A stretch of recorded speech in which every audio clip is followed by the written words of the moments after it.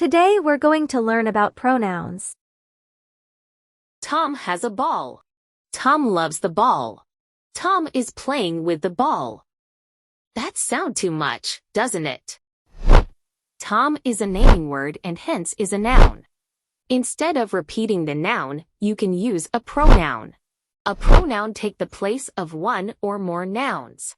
For example, you can use pronoun he instead of Tom. Thus, you can say, Tom has a ball. He loves it. He is playing with it.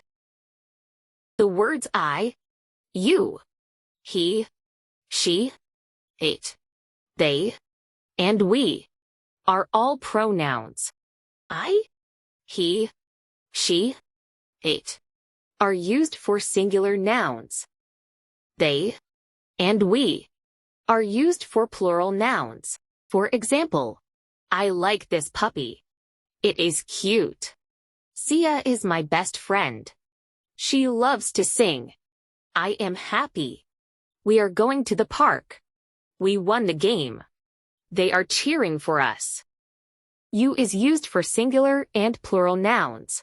For example, do you remember what we learned yesterday? You are my best friend.